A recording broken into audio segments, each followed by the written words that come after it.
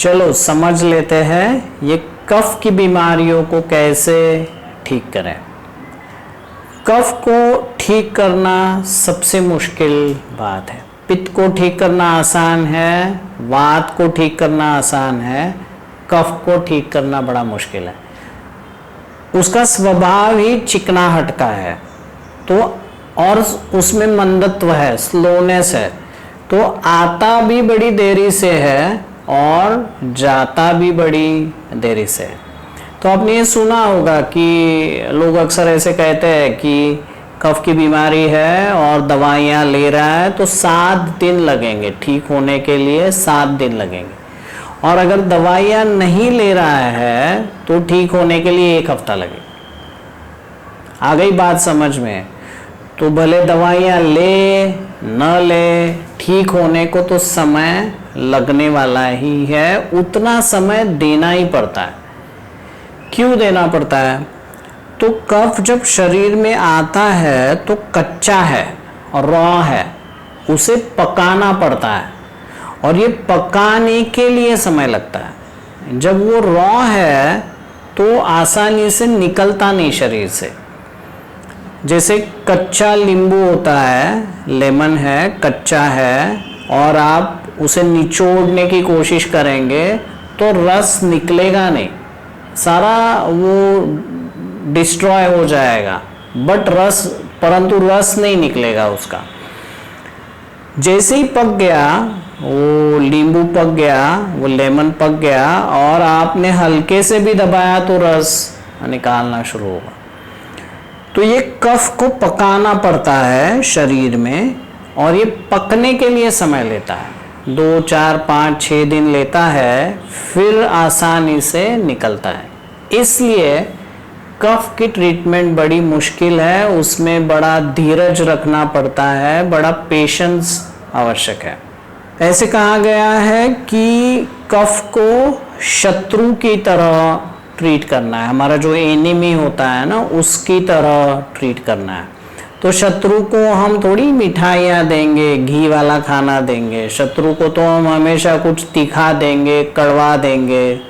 तो ऐसे ही कफ की ट्रीटमेंट है कि तीखा दे रहे, कड़वा दे रहे, कुछ तुरा दे रहे, ऐसे ही कफ की ट्रीटमेंट है। तो क्या क्या करेंगे कफ में?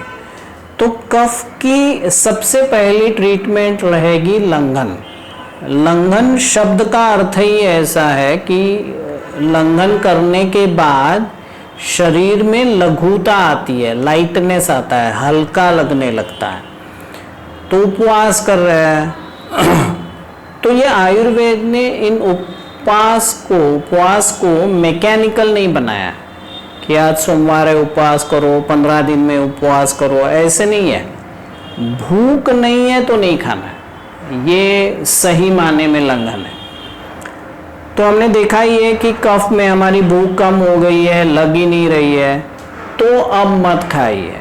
जब तक भूख नहीं लगती है तब तक मत खाइए। तो 6 घंटे लगे, 10 घंटे लगे, 16 घंटे लगे, 24 घंटे लगे, भूख नहीं खुल रही है तब तक मत खाइए। तो ये इस प्रकार का लंघन, ये लंघन करेंगे बहुत जल्दी कफ से आप निकल रहे हैं। एक तो हमें समझना है कि कफ को आप जितने जल्दी पकड़ते हैं, जितने जल्दी आपको पता चलता है कि मेरा कफ बढ़ रहा है, कि अरे मेरी भूख कम हो रही है, प्यास कम हो रही है, मुझे मीठा नहीं अच्छा लग रहा है, तीखे खाने की इच्छा हो रही है, ये छोटी छोटी बातें, संडास में मल चिकट हो गया आपका, चिपक रहा है, तो ऐसी बातें अगर आप पकड़ रहे हैं तो बहुत जल्दी आप निकल जाएंगे कफ से। एक बार पूरी तरह से कफ आ गया भीतर, बलगम आ गई गले में, छाती में, तो अब आपको समय देना ही पड़ेगा। तो जितना जल्दी आप कफ को पकड़े उतना जल्दी आप उससे बाहर आ सकते। फिर दूसरा तो ये तो आपको करना ही है कि जो कफ के कारण हो रहे हैं उन्हें तो दूर करे। एक और पानी पिए जा रहा है और कफ की ट्रीटमेंट ले रहा है, जबरन पानी पी रहा है, कफ की ट्रीटमेंट ले रहा है। बहुत ज़्यादा खाना खा रहा है, भूख नहीं है फिर भी खाना खा रहा है, भूख से भी बहुत ज़्यादा खाना खा रहा है, बहुत भारी भारी खाना खा रहा है, और दूसरी ओर कफ की ट्रीटमेंट ले रहा है, तो कैसे ठीक होगा? नहीं होगा। तो आपको पहले कारण ढूंढने हैं सारे कफ के और उन्हें दूर करना है। ये ट्रीटमेंट का बहुत बड़ा भाग होगा आपका, ये ट्रीटमेंट का अहम हिस्सा होगा कि आप कारणों को दूर करें। तो कारणों को दूर किया है आपने, अब आप लंघन कर रहे हैं। तो लंघन कर रहे हैं तो जब तक भूख नहीं खा रहे, ये बड़ा आवश्यक होगा आपके लिए। फिर अब दूसरा बड़ा अच्छा उपाय है कि एक्सरसाइज कर रहे हैं। अगर शरीर में ताकत है, कफ आपका बढ़ गया है और शरीर में ताकत है, तो एक्सरसाइज कीजिए। क्या होगा एक्सरसाइज से? तो जैसे ही कोई भी एक्सरसाइज करेंगे शरीर में गर्माहट बढ़ जाएगी। वो गर्माहट अग्नि है, अग्नि बढ़ जाएगा। वो अग्नि ये जो कफ जमा है शरीर में उसे पकाने का काम शुरू कर देगा। अग्नि उसे पकाएगा, और कौन पकाएगा? तो लंघन में भी हम क्या कर रहे हैं कि अग्नि है नहीं और हम ऊपर से कुछ नहीं डाल रहे हैं, तो नया अग्नि आ जाएगा। अग्नि नहीं है और आप खाते जा रहे हैं तो अग्नि आएगा ही नहीं, आपका बुझ ही जाएगा। तो लंघन में हमने क्या किया कि अग्नि है नहीं, खाया नहीं, अब थोड़ा सा अग्नि आने लगा। वो अग्नि आपको मदद करने वाला है। उसी प्रकार जब एक्सरसाइज करेंगे शरीर गर्म हो जाएगा। वो अग्नि जो कफ इकट्ठा हुआ है उसे पतला करने का काम करेगा, बाहर लेके आएगा। तो इसलिए एक्सरसाइज बहुत ज़रूरी है। पर ताकत है तो, शरीर में ताकत है तो, अन्यथा ना करें। और कितना करें? फिर से ये मत सोचिए कि अभी मैं आज एक्सरसाइज करूंगा और आज के आज सारा कफ शांत कर दूंगा। तो शायद कफ शांत भी हो जाए, बट ये जो ज़्यादा एक्सरसाइज करेंगे उससे और अलग पित्त और वात के प्रॉब्लम्स शरीर में शुरू हो जाएंगे। तो इतना ही एक्सरसाइज करे या कोई काम करे जो आपको फ्रेशनेस देता है, थक न जाए। तो एक्सरसाइज बड़ा इम्पॉर्टेंट ट्रीटमेंट रहेगा कफ का। लंघन है, एक्सरसाइज है। तीसरी बात आएगी कि अब थोड़ी सी भूख खुलने लगेगी। आपने लंघन किया था, 8, 10, 15, 20 घंटे का लंघन था, उपवास था, अब हल्की सी भूख आ गई। अब ये हल्की सी भूख है, उसके ऊपर फिर से बड़ा लकड़ी का टुकड़ा डाल दिया तो बुझने वाली है। तो बड़ा हल्का हल्का खाना, हल्का हल्का घास उसमें डालना है। तो बड़ा हल्का खाएंगे तो क्या खाएंगे? तो जैसे ये लैया है, चावल से बनती है लैया, चुरमुरा, हल्का हल्का है एकदम, या पॉपकॉर्न्स है, हल्का हल्का है, या चावल का पानी बना लिया, एकदम हल्का सा चावल का पानी या दाल का पानी, और ऐसा कुछ आप खा रहे हैं। अब इसमें मेडिसिन भी आप मिला सकते हैं। तो कफ के सारे मेडिसिन यानी गरम मसाले हैं तो डाल दीजिए उसमें, थोड़ा लाल मिर्च का पाउडर, काली मिर्च का पाउडर, कोई दालचीनी, ये कोई भी मसाला, अदरक है, जो कुछ मसाला है, जो कुछ उस समय अवेलेबल है उसमें डाल दीजिए, जो कुछ खा रहे हैं उसमें।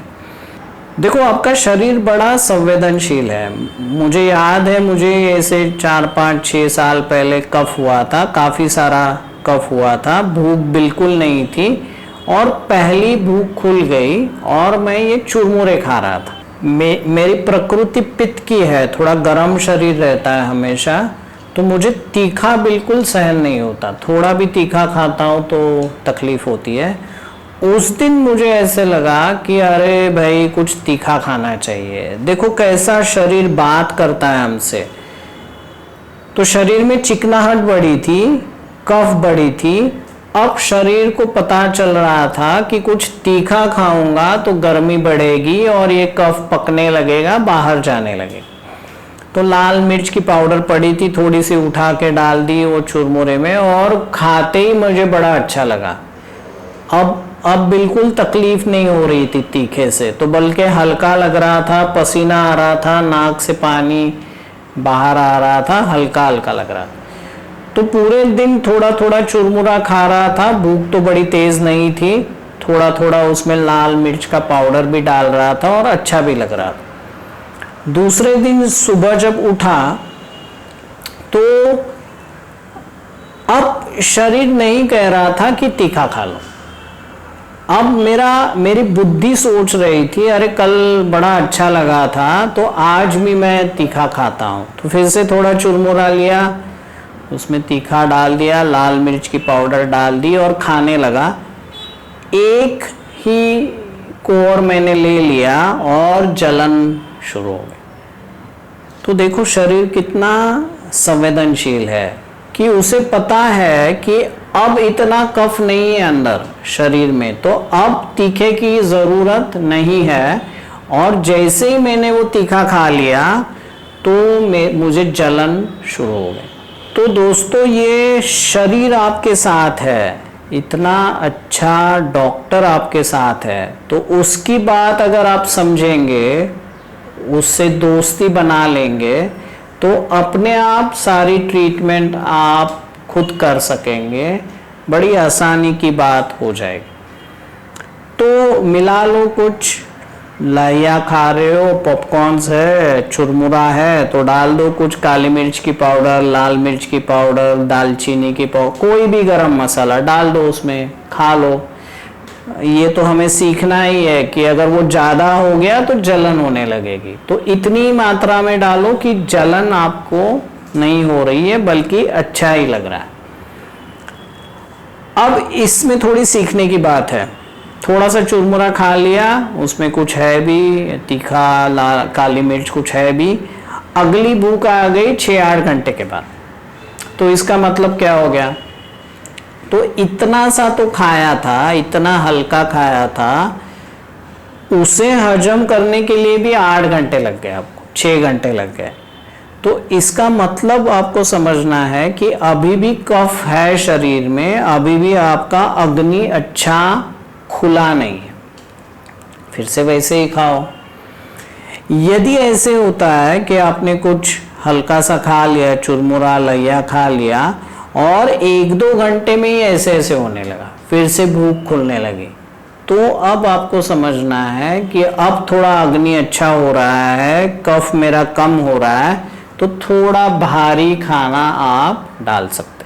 तो क्या डालेंगे? तो थोड़ा सा पतला चावल डाल दीजिए, पतली सी खिचड़ी डाल दीजिए, कोई ऐसा कुछ खाइए। या ये दाल के आटे से बनाते हैं ना, ये टमाटो ऑमलेट कहते हैं, दाल के आटे से, या घावन कहते हैं, धिरड़ा कहते हैं, तो मूंग की दाल से बनाया है, चने की दाल से बनाया है। ये दालों को समझ लीजिए, ये दाल मेडिसिन है जब कफ बढ़ा है आपका। ये सारी दालें सूखी होती है, गैस बढ़ाती है, सूखापन बढ़ाती है शरीर में। तो जब सूखापन बढ़ाएगी तो क्या कम करेगी? चिकनाहट कम करेगी। हमारे यहाँ होता था ना ऐसे कि बचपन में जब ये सर्दी खांसी हो गई ना, तो चने फुटाने देते थे खाने के लिए। तो ये चने फुटाने क्या करेंगे? सूखे हैं, वो सारी चिकनाहट को निकाल देंगे, आपका कफ कम हो जाए। तो उसी प्रकार दाल से बनाया हुआ कुछ खाएंगे, हल्का भी होता है, चिकनाहट को भी कम करेगा। या ये सांबार बनाते हैं ना, सांबार है, रसम है, देखो कितने अच्छे मेडिसिन्स है कफ के।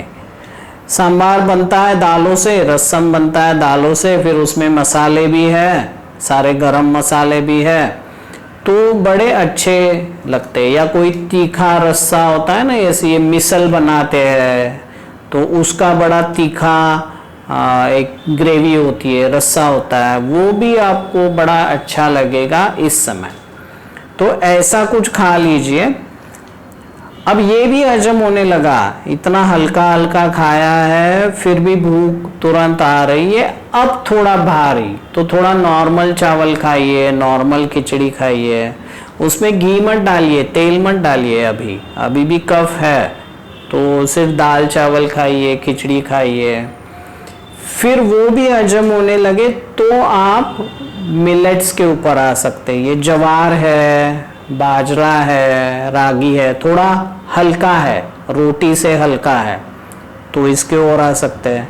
अब ये भी हजम होने लगे तो आप रोटी पराठे तक पहुंचिए। रोटी पराठा बड़ा हेवी है, तो जब अच्छी भूख रहेगी तो ही आप ये खा पाएंगे। तो बच्चों में भी ऐसा ही करना है। बच्चों में कफ हुआ है तो वो बताते ही है, उन्हें वो भारी खाना अच्छा नहीं लगता, तो ये हल्का हल्का खाएंगे, तो ये दाल से बना हुआ कुछ खाएंगे या चुरमुरा खाएंगे, पॉपकॉर्न्स खाएंगे, तो ऐसा ही उन्हें भी खाना दीजिए। जब उनकी भी भूख अच्छी होने लगती है तो धीरे धीरे खाना आप हेवी कर सकते हैं। ये बड़ी इम्पोर्टेंट बात रहेगी कफ के ट्रीटमेंट में कि खाना क्या दे, क्योंकि अगर खाना गलत देते हैं तो कफ आपका फिर से बढ़ेगा, जो अग्नि थोड़ा सा खुल रहा था फिर से शांत हो जाएगा। तो ये सीखना, तो बहुत कुछ कर सकते हैं, जैसे ये ढोकला होता है, हल्का है, हाँ, तो ऐसे आप सोच भी सकते हैं कि क्या हल्का है और क्या ठीक रहेगा इस समय देने के लिए। तो हमने लंघन की बात की, एक्सरसाइज की बात की, खाने की बात की, खाने में ही आप मेडिसिन भी डाल रहे हैं, अब अलग से भी मेडिसिन ले सकते हैं। तो ये जो सारे गरम मसाले हैं वो सारे कफ के मेडिसिन है। तो वो काढ़ा बनाते हैं ना, सारे गरम मसाले लेते हैं, जो कुछ अवेलेबल वो लीजिए। तुलसी का पत्ता है तो तुलसी लीजिए, अदरक लीजिए, दालचीनी की पाउडर लीजिए, सारा कुछ जो गरम मसाले हैं उसे थोड़ा पीस लीजिए, उसका थोड़ा पाउडर जैसा बना लीजिए, थोड़ा उसे तोड़ दीजिए, फिर डाल दीजिए पानी में। तो जैसे समझो 1 गिलास ले रहे पानी और ये पाउडर लिया, एक हाथ दूसरा चम्मच, और उबाल रहे हैं। अब उसका काढ़ा बनाना है आपको, तो कितना उबालना है, तो जो कुछ पानी लिया था उसका 1/3 होना चाहिए, 1/4 होना चाहिए। क्यों इतना उबालेंगे? 10, 15, 20 मिनट उबाल रहे हैं, तो जब इतना उबालते हैं तो ये जो सारे गरम मसाले लिए थे उसका जो सत्व है वो पानी में उतर जाएगा, उसका जो एक्टिव प्रिंसिपल है वो पानी में उतर जाएगा। फिर आपका काढ़ा तैयार हुआ है, फिर उसे छान लीजिए, फिर वो काढ़ा पी लीजिए। तो पी लीजिए दिन में 1 बार, 2 बार, 3 बार, 4 बार, जैसे आपको ठीक लगे पीते रहिए वो 3-4 बार, थोड़ा थोड़ा काढ़ा पी रहे हैं। अब इसमें होशियारी है, काढ़ा पी रहे हैं और जलन शुरू हो गई, तो इसका मतलब क्या होगा कि ज़्यादा हो गया काढ़ा, ये गरम मसाले ज़्यादा हो गए, तो थोड़ा कम कर दीजिए, थोड़ी कम बार ले लीजिए। ये फाइन ट्यूनिंग आपको ही करना है। आपके हर व्यक्ति का शरीर अलग है, तो हर व्यक्ति को थोड़ा अलग डोज में लगेगा। छोटे बच्चे तो एकदम छोटा दीजिए, थोड़ा सा दीजिए, कुछ चम्मच ही दीजिए। तो ऐसे करके ये काढ़ा भी आप ले सकते हैं। कफ का सबसे श्रेष्ठ मेडिसिन, दवा ही शहद है। तो उन्होंने कहा हजारों दवाइयाँ हैं कफ के लिए, सबसे श्रेष्ठ शहद है। शहद करता क्या है? देखो, शहद में एक स्क्रबिंग एक्शन है, लेखन कहते हैं। तो जब आप शहद लेते हैं तो सारे कफ को घसीट के बाहर निकालता है, लेखन करता है, निर्लेखन करता है, निकालता है। तो ये शहद बड़ा अच्छा मेडिसिन है। तो कैसे आप शहद का उपयोग करेंगे? तो ये काढ़ा बनाया है, अब थोड़ा ठंडा कर लीजिए काढ़े को, फिर उसमें ही शहद मिला सकते हैं। शहद मिला के उबालना नहीं है उसे, शहद को कभी भी गर्म नहीं करना है, उसका पॉइजन हो जाता है, जहर हो जाता है। तो काढ़ा बनाया पहले, उसे थोड़ा ठंडा किया, फिर उसी में 1-1.5 चम्मच शहद डाल दिया, ऐसे कर सकते हैं। या शहद लिया, अब उसमें काली मिर्च की पाउडर मिला रहे हैं, हल्दी मिला रहे हैं, उसमें अदरक मिला रहे हैं और ऐसे मिला के चाट रहे हैं। तो इसमें भी लॉजिक है कि हल्दी इतनी स्ट्रांग नहीं है, तो 1 चम्मच शहद है, उसमें 1/4 स्पून हल्दी मिला ली, 1/4 या आधा स्पून भी चलेगा, उसे मिक्स करके चाट रहे हैं। अदरक है तो हल्दी से थोड़ा स्ट्रांग है, तो अदरक है या अदरक की पाउडर है, गीला अदरक है या सूखा अदरक है, सूखी पाउडर है उसकी, तो उसको मिलाना है, तो 1/4 चम्मच मिला लिया उसमें। काली मिर्च है और भी स्ट्रांग है, तो उससे भी कम 1/8 स्पून, इतना ही काली मिर्च उसमें मिला लिया और चाट लिया। अब ऐसा कहा है कि ये बार बार चाटना है, तो दिन में 8, 10, 12 बार एक आधा 1-1 चम्मच आप शहद चाट रहे हैं, तो आप कफ से बाहर आ सकते हैं। तो शहद का उपयोग करें, इस प्रकार करें। अब छोटा बच्चा है तो और भी छोटा डोज है, उसको आधा चम्मच ही शहद दे दिया, 1/4 स्पून ही शहद दे दिया और उसमें एकदम थोड़ा सा हल्का सा बाकी सारा मेडिसिन डाल दिया। तो इस प्रकार भी आप ले सकते हैं, कफ आपका है तो हमने देखो क्या क्या किया। जब इन सारे बातों से आप एक्शन करते हैं तो कफ बहुत जल्दी आपका कम होने लगेगा। एक्सरसाइज भी किया, लंघन भी किया, ये खाना भी इस प्रकार खाया और मेडिसिन ले लिया, ये सब एक साथ करके फिर बहुत जल्दी कफ आपका कम हो। तो क्या होगा, इन सब से कफ पक रहा है आपका। तो पहले तो बड़ी ईचिंग थी, गले में बड़ी ईचिंग हो रही थी जब ये रॉ था कफ। जैसे ही वो पकने लगेगा तो अब थोड़ा भी खांस रहे तो निकल आएगा, अब थोड़ा भी नाक साफ कर रहे तो निकल आएगा। तो निकलने दो उसे, निकलने दो, जितना इकट्ठा हुआ है निकल रहा है, निकल रहा है। इसमें एक गलती हम करते हैं कि अब निकल रहा है तो फिर से भागते हैं डॉक्टर के पास कि देखो इतना सब कुछ निकल रहा है, डर जाते हैं इतना सब कुछ निकल रहा है। तो कुछ ऐसी दवा लेके आते हैं, उसे दबा देते हैं, ठीक तो आपको लगेगा, तुरंत शायद ठीक लगे, मगर वो दब गया, वो अंदर ही पड़ा रहा। तो जब आप उसे दबाते हैं तो कहीं और से निकलना शुरू होता है, तो वहां तो दब गया, अब स्किन से निकलना शुरू हो गया। तो त्वचा के बड़े बड़े रोग, बड़े गंभीर रोग आ जाएंगे, जिसे एक्जिमा कहते हैं। तो एक बार आ गया तो ठीक होना बड़ा मुश्किल, बड़ा चिकनाहट स्वभाव है कि अब तो कफ त्वचा से निकल गया आप। तो ऐसे ना करें, उसे न दबाए, या दबाते हैं तो दब गया, ये जो सारे एयर पाइप्स है, जो नलियां है जिससे सांस अंदर जाता है, उसी में इकट्ठा हो गया, जम गया, तो अस्थमा हो गया। अब सांस ठीक से नहीं ले पा रहे क्योंकि वो सारी नलियां ही चोक हो गई, वही जम गया, तो अस्थमा जैसी गंभीर बीमारी। तो निकल रहा है तो निकलने दीजिए ना। देखो ना, पहले तो घर घर में ऐसे होता था कि कुछ हो गया, छोटे बच्चे को कफ की बीमारी हो गई तो ये सीधे साधे उपचार शुरू है, उसका निकल रहा है बलगम, धीरे धीरे निकल के सारा समाप्त हो गया, वो ठीक हो गया। तो उसे ऐसी कोई दवाई नहीं देते थे जो इतनी स्ट्रांग है कि वो सारा उसके, वो कफ दब गया, सूख गया, वहीं पड़ा रहा। तो इसलिए शायद बाकी की बीमारियां नहीं होती थी, गंभीर बीमारियां। अब तो बड़ी मुश्किल बात हो गई। और मेरे मन में ये भी सवाल में आता है, मैं पेशेंट को पूछता भी हूँ कि आपको इतना क्या उसमें वैल्यूएबल लगता है, इतना बहुमूल्य क्या लगता है कि वो आपको आपके साथ ही रखना है, कफ आपको आपके साथ ही रखना है।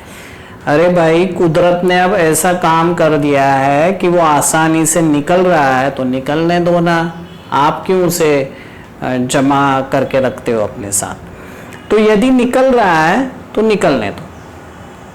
फिर और क्या कर सकते हैं उसे पतला करने के लिए, तो जैसे ये बाम लगाते हैं ना, गरम होता है, ये बाम गरम होता है, झंडू बाम है या टाइगर बाम भी अच्छा है, थोड़ा स्ट्रॉन्ग चाहिए।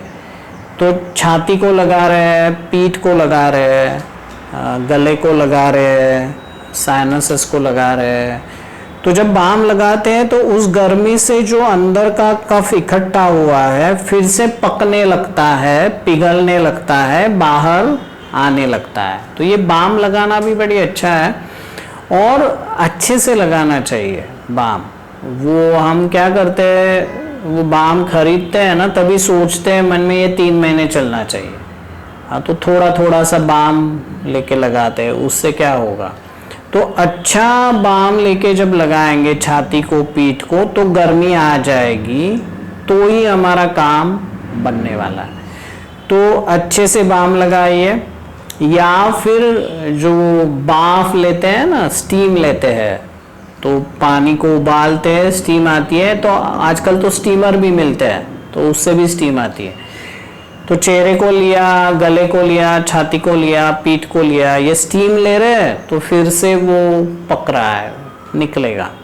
या वो हॉट वाटर बैग होता है, उससे सिकाई कर ली छाती की, पीठ की। तो ये सब हमें करना पड़ेगा। ये भी अच्छी ट्रीटमेंट है कि धूप में बैठे।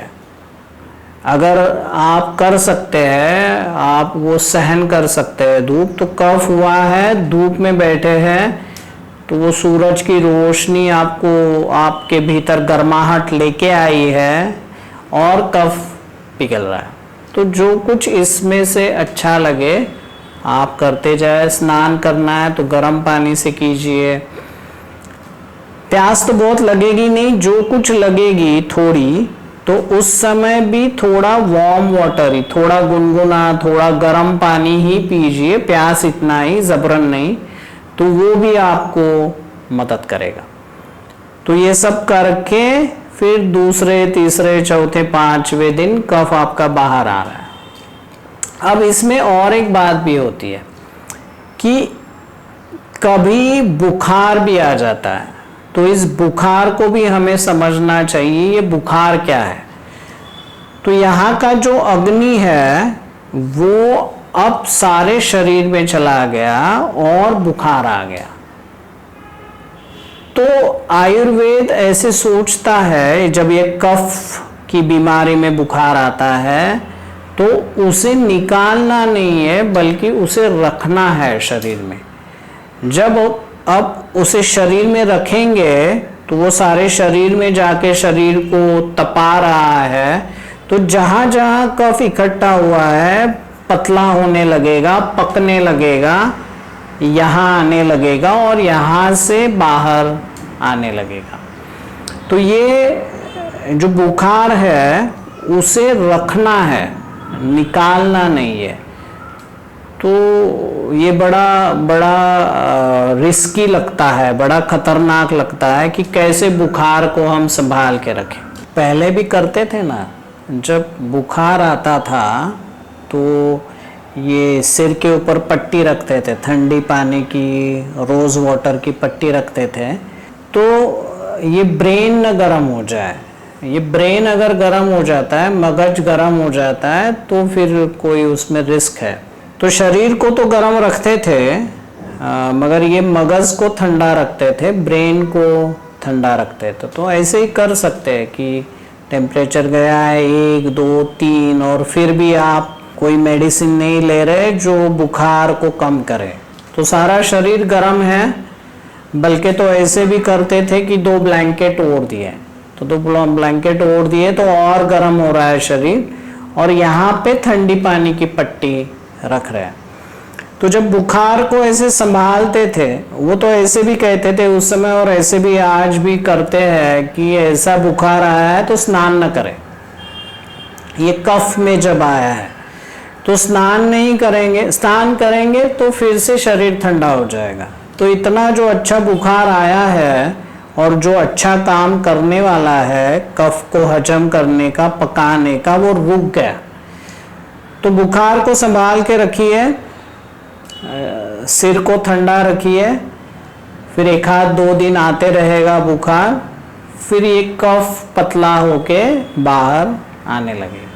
तो ये भी एक ट्रीटमेंट का भाग होगा कि बुखार को संभाल के रखें। अब इसमें बहुत छोटे बच्चे हैं जो बुखार को सहन नहीं कर पाएंगे कि इतना बुखार है तो इतना सा चेहरा उनका ऐसे हो गया, सूख गया, तो बड़ी चिंता होने लगी। तो फिर उनके लिए ये ना करे, तो उन्हें कुछ ऐसी दवा देके बुखार को निकाल दे। कोई भी कड़वी दवा चलती है बुखार को निकालने के लिए, तो इसी माने में क्रोसिन भी चलेगी, या आयुर्वेद में अमृता रिष्ट करके होता है वो भी चलेगा। तो ऐसे कोई भी देके उसको निकाल दीजिए बुखार को। छोटे बच्चों में, बहुत छोटे बच्चे हैं, थोड़े बड़े बच्चे हैं, बड़ों में तो उसे संभाल के रख सकते हैं। तो बुखार बढ़ता है, बढ़ के फिर सारे शरीर में पसीना आ जाता है, बड़ा हल्का फुल्का लगने लगता है। तो हल्का लगा इसका मतलब ही भारीपन चला गया, आपका कफ थोड़ा सा कम हो गया, डाइजेस्ट हो गया, हजम हो। अब इसमें एक बुखार ऐसा है कि पित्त बढ़ता है तो भी बुखार आता है, शरीर में बड़ी गर्मी बढ़ती है, पित्त बढ़ता है, बुखार भी आता है। इन दोनों में कैसे फर्क समझेंगे आप? बड़ी आसानी से समझ सकते हैं। जब कफ में बुखार आता है, बुखार है फिर भी सारा गर्म ही अच्छा लगता है, गर्म पानी अच्छा लगेगा, गर्म खाना ही अच्छा लगेगा, शरीर को ढकना ही अच्छा लगेगा।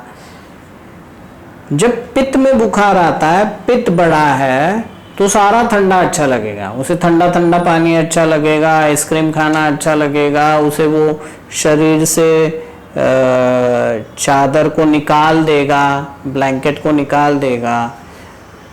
तो ये फर्क आपको समझना चाहिए। तो पित्त में जब बुखार आता है, पित्त बढ़ा है, बुखार आया है, तो उसे संभालने की ज़रूरत नहीं है, हमें तुरंत दवाइयाँ देके, ये सारी कड़वी दवाइयाँ देके उसे निकाल सकते हैं। कफ में जो बुखार आया है तो उसे संभालना। ये वात में भी आता है बुखार की, वात में दर्द होगी ना, बड़े शरीर में दर्द हो रहा है, और मगर उस समय है कि बलगम कुछ नहीं है, प्यास लग रही है, भूख लग रही है, अच्छे से मीठा मीठा खाने की इच्छा हो रही है, तो उस बुखार को भी आप अलग कर सकते हैं। तो ये वात का बुखार हो गया, पित्त का बुखार हो गया, कफ के बुखार को संभाल। तो 2-3 दिनों में फिर से सारा कफ बाहर निकलने लगेगा और आपको अच्छा लगने लगेगा। फिर एक बार कफ निकल गया है और फिर भी थोड़ा सा बुखार आया है तो उसे रखने की ज़रूरत नहीं। तो ये सारी कड़वी मेडिसिन देके उस बुखार को निकाल लो, फिर उसे रखने की, संभालने की ज़रूरत नहीं है। तो ये कफ की ट्रीटमेंट है। तो कैसे पता चलेगा आपको आप ठीक हो रहे हैं?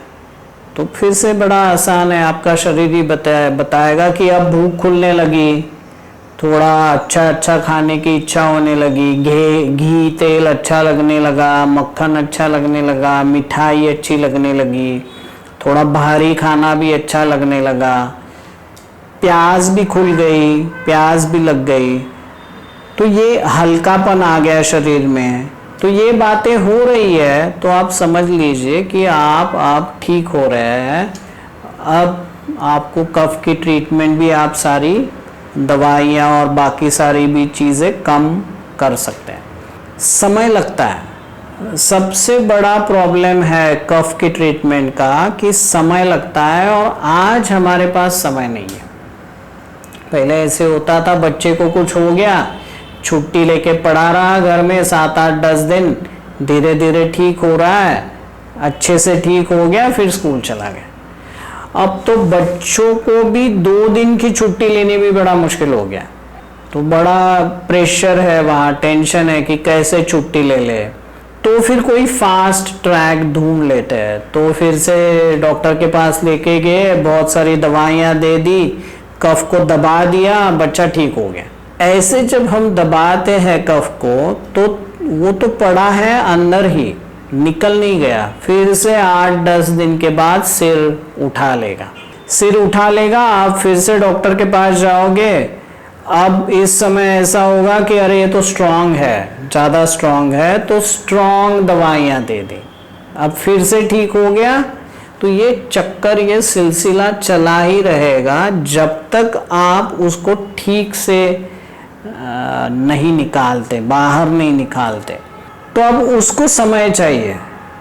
तो अभी आपको ही सोचना है क्या करें। बड़ा भी व्यक्ति है तो उसे है कल मीटिंग है, परसों यहाँ जाना है, तो दवाइयाँ दे दी, कफ को दबा दिया, फिर से कफ आता रहेगा, अस्थमा होगा, बहुत सी बीमारियाँ होगी। वही कफ ये हृदय में जा रहा है, वहाँ ब्लॉकेज कर रहा है ना। तो ऐसा गंभीर रूप, स्किन पे जा रहा है, कोई बड़ी बीमारियाँ लेके आ रहा है। तो ये गंभीर रूप आएगा अगर आप दबाएंगे। तो होशियारी इसी में है कि कफ हुआ है उसे समय दीजिए, 2, 4, 5, 7 दिन दे दीजिए, पकेगा, बाहर आएगा, निकल जाएगा पूरी तरह से, आप अच्छे से ठीक हो जाएंगे। ये जो बार बार आपको बाद में समय देना पड़ेगा या कोई बड़ी बीमारी का सामना करना पड़ेगा, ये नहीं होगा। तो कफ को आपको इसी प्रकार आपको ठीक करना है, समय आपको देना ही। फिर ये कफ में और एक ट्रीटमेंट होती है, ये पंचकर्म कहते हैं, जिसमें वमन कहते हैं, वमन। तो कुछ तो वमन ऐसा है कि आप गए डॉक्टर के पास और एक उसका फॉर्मूला है, वो डॉक्टर आपको अलग अलग प्रकार के घी पिलाता है, तेल पिलाता है, वो प्रक्रिया चलती है। तो वो तो आपको डॉक्टर के अंडर ही करनी है। तो उसमें क्या है कि कोई पुराना कफ दबा हुआ है अंदर और इसीलिए आपको अस्थमा है, स्किन की कोई गंभीर बीमारी है, अब उस कफ को वहाँ से निकालना है। तो ये वमन की प्रक्रिया से आपको गुजरना पड़ेगा, 5, 7, 8 दिन की ट्रीटमेंट से गुजरना पड़ेगा। और वो आप खुद नहीं कर सकते, वो आप डॉक्टर के गाइडेंस से ही कर पाएंगे। पर एक वमन है जिसे सद्य वमन, यानी इमीडिएटली आप वो वमन कर सकते हैं, वो आप घर पे ही कर सकते हैं। तो एक ऐसी अवस्था आती है कि कफ अब पिघलने लगा है, यहाँ आ गया है सारा, आपके जाठर में आ गया है, स्टमक में आ गया है, जी बड़ा मचल रहा है, ऐसी इच्छा हो रही है कि उसे फेंक दे बाहर, एक बार वो बाहर निकलेगा तो मुझे अच्छा लगेगा। तो उस समय आप ये वमन कर सकते हैं। तो ये सब निकालने के लिए कुछ सहारा चाहिए। तो उस समय फिर थोड़ा सॉल्ट वाटर पी लीजिए। तो सॉल्ट वाटर पी लीजिए, पानी में नमक डाल के उसे सॉल्टी बना लीजिए, खारा बना लीजिए, या गन्ने का जूस पी लीजिए, गन्ने का रस पीजिए, या दूध पी लीजिए। कोई भी ऐसा मीडियम, माध्यम जो इस कफ को आसानी से निकाल सके। तो लबालब पी लीजिए, पूरा भर लीजिए, गले तक आ गया वो। अब फिर कोई कड़वा मेडिसिन लीजिए, तो कोई करेले का जूस लीजिए, या कोई ये एक वेखंड करके पाउडर होता है, बच्चों की सर्दी में यूज़ करते हैं, ऐसा कोई पाउडर। तो कोई भी ऐसा जो इरिटेट करे और सारा निकाल लीजिए। तो ऐसे एक आधा चम्मच पाउडर शहद के साथ चाट लीजिए, या कोई कड़वा कड़वा कुछ पी लीजिए, तो उल्टी आ जाएगी। और उल्टी आ जाएगी तो वो सारी चिकनाहट आपकी बाहर आ जाएगी, आपको दिखेगा कि बहुत कुछ चिकना बाहर आ रहा है, फिर आपको अच्छा लगेगा। ये सबसे फास्ट तरीका है कफ को बाहर निकालने का, शॉर्टकट है। कफ सारा यही जमा होता है और यहीं से आप उसे निकाल रहे हैं, बहुत जल्दी ठीक हो जाएगा।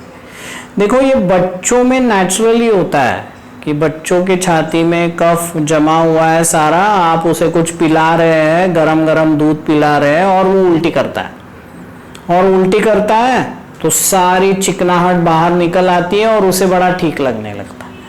तो ये वमन आप कर सकते हैं जब आपको लगता है कि कफ अब बाहर आने की तैयारी में है, आपका जी मचल रहा है, आपको लग रहा है कि ये बाहर निकले तो मुझे अच्छा लगे।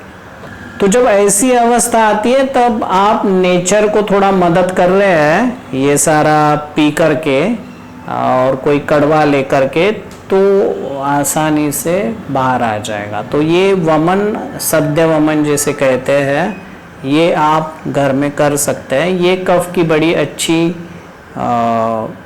ट्रीटमेंट होगी। अब कुछ कफ है वो यहाँ इकट्ठा हुआ है, ये साइनसेस जो है ये खाली हड्डियां हैं उसमें इकट्ठा हुआ है, तो उसको निकालने के लिए भी आप पहले थोड़ा तेल का मसाज करें, तिल के तेल का मसाज करें, थोड़ी भाफ ले लें। भाफ लेते हैं तो थोड़ा पतला हो गया। ये वमन करने के पहले भी थोड़ा भाफ ले सकते हैं आप, छाती को, पीठ को भाफ ले ली, स्टीम ले ली तो थोड़ा पतला हो गया, आसानी से निकलेगा। तो उसी प्रकार यहाँ तेल लगाया, भाफ ले ली। अब नाक में थोड़ा कुछ तेल होते हैं, जैसे एक अणु तेल कहते हैं, बड़ा तीक्ष्ण तेल है, बड़ा इरिटेटिंग है। आप एक दो तीन चार बूंद डालते हैं हर नॉस्ट्रिल में तो सारा कफ निकलना शुरू हो गया। तो ये नस्य भी आप कर सकते हैं। उसमें कुछ इरिटेटिंग बातें भी आप डाल सकते हैं, जैसे शूठी पाउडर है तो शूठी पाउडर भी सूंघ ली तो अंदर चली गई, बड़ा इरिटेशन हो गया और सारा कफ बाहर आने लगा। तो ये नस्य भी आप कर सकते हैं, यहाँ जो कफ इकट्ठा होता है उसके लिए। एक अवस्था में पेशेंट्स में देखता हूँ, काफ़ी सारे पेशेंट्स आते हैं, वो कहते हैं चोक हो गया सारा, आ कुछ नहीं रहा है, चोक हो गया, हाँ बड़ा सूखा सूखा लग रहा है, अंदर चोक हो गया, कभी पेन्स भी है। तो अब ये वात की अवस्था है, ये वात की अवस्था है। इसमें आपको पहले काफ़ी सारा तेल डाल के सारा अच्छे से ऑयल अंदर छोड़ना पड़ेगा, फिर आपको ठीक लगेगा। ये कफ की अवस्था नहीं होगी, यहाँ तो सूखापन आ गया, यहाँ वात बढ़ गया, तो आपको वात की ट्रीटमेंट करनी पड़ेगी, कफ की ट्रीटमेंट यहाँ काम नहीं आएगी। तो यहाँ के लिए नस्य कर सकते हैं। तो इतना सारा कर रहे हैं तो फिर आपका कफ शांत हो रहा है। बड़ा पेशेंस का काम है, बड़ा धीरज का काम है, बड़ा समय लेता है, मगर फिर भी इसी प्रकार कीजिए तो ही आप कफ से पूरी तरह से निकल सकते हैं। अब इसके साथ साथ कुछ गलतफहमियां भी चलती है। तो एक गलतफहमी है कि कफ का उपचार है हल्दी का दूध पीना। ये उसका उपचार नहीं है कफ का, ये तो एडजस्टमेंट है, मैनेजमेंट है। छोटे बच्चे हैं, दूध ही उनका आहार है, दूध ही ले रहे हैं और कुछ नहीं ले रहे हैं, तो अब उनको कफ हो रहा है तो चलो हल्दी डाल के दे दो या अदरक की पाउडर शूट डाल के दे दो, तो उनका कफ बढ़ेगा नहीं, इसलिए वो दे रहे हैं।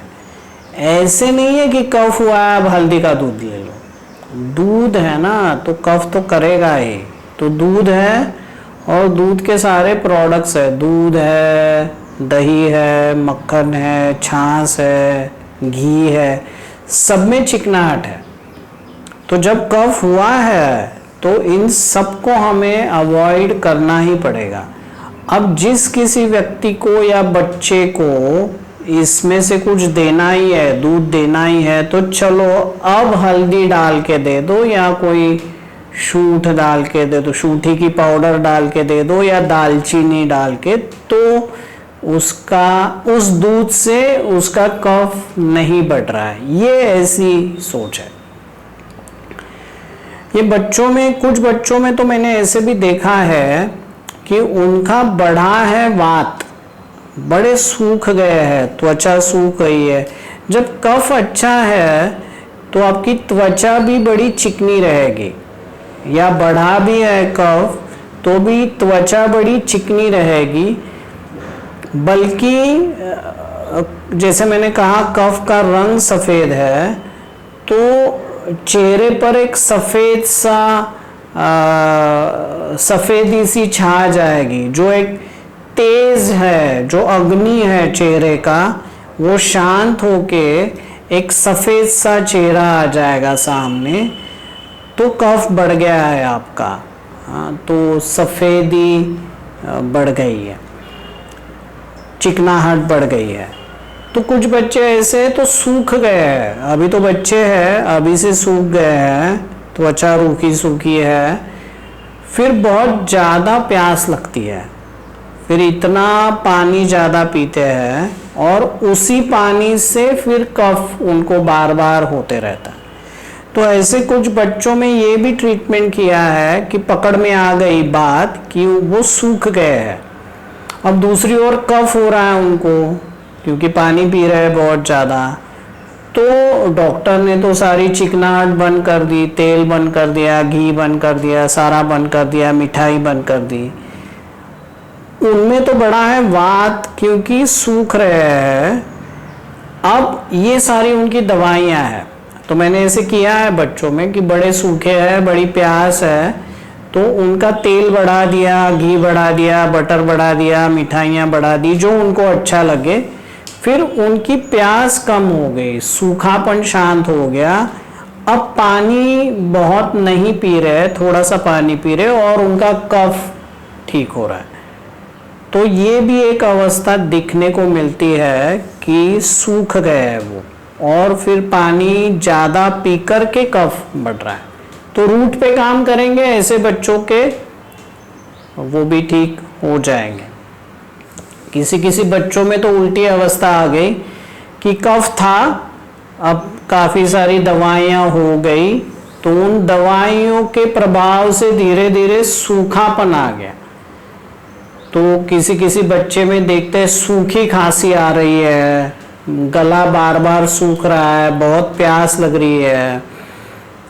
अब उसे घी तेल की मनाही है, उसे मिठाइयों की मनाही है, क्योंकि कफ बढ़ा है। ऐसे ही समझ रहे हैं वो, डॉक्टर भी समझ रहे हैं, पेरेंट्स भी समझ रहे हैं। हमें समझना चाहिए अवस्था बदल गई थी। ऐसी अवस्था कि बलगम था, जिसे हम गीली खांसी कहेंगे, कि खांस रहा था, बलगम आ रहा था, भूख कम थी, प्यास कम थी, ये एक अवस्था थी, एक दौर था। अब वो चला गया, ये मेडिसिन के प्रभाव से अब सूख गया। अब सूखी खांसी आ रही है, बहुत खांस रहा है, बहुत खांस रहा है, सूखी खांसी, गैसेस हो रहे हैं, संडास में मल हार्ड हो रहा है, बहुत प्यास लग रही है। तो ऐसी अवस्था में हमें बदलना पड़ेगा, हमें वात की ट्रीटमेंट करनी पड़ेगी, सारी चिकनाहट देने पड़ेगी, तो ही वो बच्चा ठीक होगा।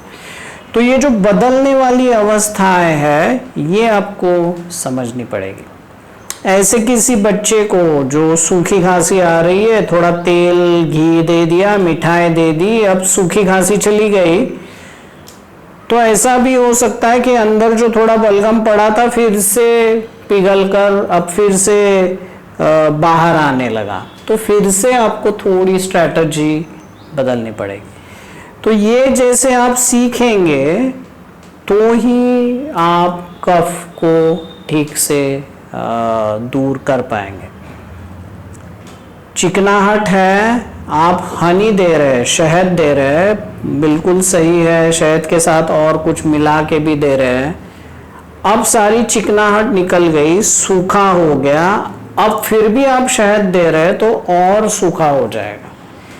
शहद का काम यही है कि सुखाता है, बहुत सुखाता है। तो फिर से आप कंटिन्यू कर रहे हैं शहद तो नुकसान हो जाएगा, आपको शहद को रोकना पड़ेगा। कोई गरम मसाले का काढ़ा दे रहे हैं, अब कफ आपका शांत हो गया, फिर भी आप गरम मसाले का काढ़ा दे रहे हैं तो जलन शुरू हो जाए। तो इसीलिए बड़ा आवश्यक है कि ये सारा आप समझे और आप ही अपने आप को ट्रीट करें। आपका डॉक्टर कहीं दूर बैठा है, उसे क्या पता है कफ की अवस्था आपकी बदल गई, सारा कफ शांत हो गया और फिर भी आप शहद ले रहे हैं, फिर भी आप काढ़ा ले रहे हैं, जलन शुरू हो गई, सूखापन शुरू हो गया, उसे कहाँ पता है। तो आपको ये समझना पड़ेगा और आपको ही सब कुछ बदलना पड़ेगा। तो आपका ध्यान है आपकी ओर, आपके बच्चों की ओर, उसकी क्या अवस्था चल रही है और उसके अनुसार आपकी ट्रीटमेंट चल रही है। तो आज ऐसा है, कल बदल भी सकता है, तो ट्रीटमेंट भी आपको बदलनी पड़ेगी, अन्यथा उसके भी साइड इफेक्ट आपको हो जाएंगे। तो समझ लीजिए कफ क्या है, उसके उपयोग क्या है, शरीर को कैसे मदद करता है, जब संतुलित होता है तो बड़ा उपयुक्त है हमारे लिए, निर्माण कर रहा है शरीर का। जब बढ़ता है तो उसके लक्षण क्या है, उसे हम कैसे पकड़ ले कि अब मेरा कफ बढ़ रहा है। तो ये जो 7, 8, 10 प्रश्न अपने आप को पूछने पड़ेंगे आपको और बड़ी आसानी से आप डायग्नोसिस कर पाएंगे, निदान कर पाएंगे कि मेरा कफ बढ़ रहा है। जितने जल्दी पकड़ेंगे उतने जल्दी उससे बाहर आ जाएंगे। तीसरा, समझ लीजिए कि क्यों बढ़ता है, उसके कारण क्या है। तो आहार में क्या गलती हो गई, विहार में, मन में क्या हो गया, वातावरण में क्या। तो ये भी आपको अच्छे से पकड़ना होगा कि मेरी गलती क्या हो रही है। उसे नहीं पकड़ेंगे तो कितने भी डॉक्टर करे, कितने भी मेडिसिन करे, आप वहीं के वहीं हैं, क्योंकि रोज की गलती हो रही है और कफ तो बने जा रहा है आपका। तो कैसे निकलेंगे कफ से। तो समझ लीजिए उसकी कारण को समझ लीजिए और फिर उसके उपचार है।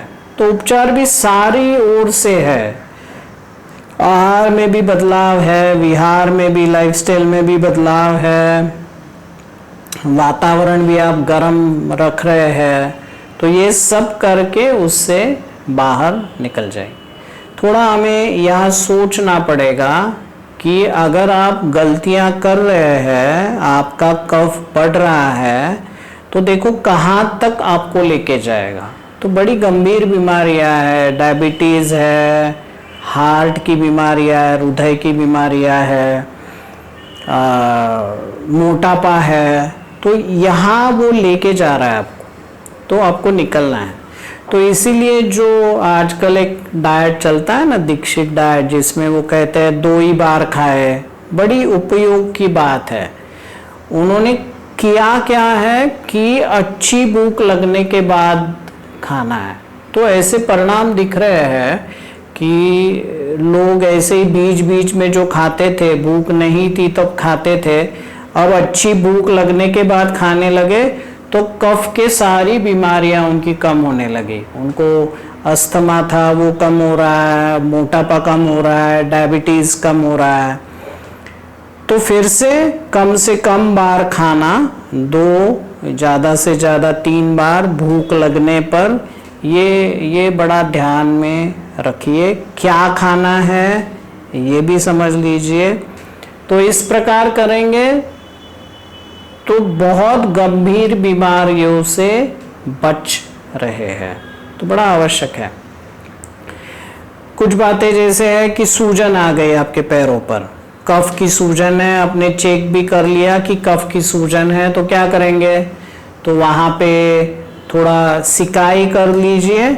सिकाई करनी है, वो सूखी है, तो कपड़ा गरम किया तवे पर, उससे सेक रहे हैं, या बालू ले ली, सैंड ले ली, उसका एक पोटली बना दिया, उसे गरम किया, उससे सेक।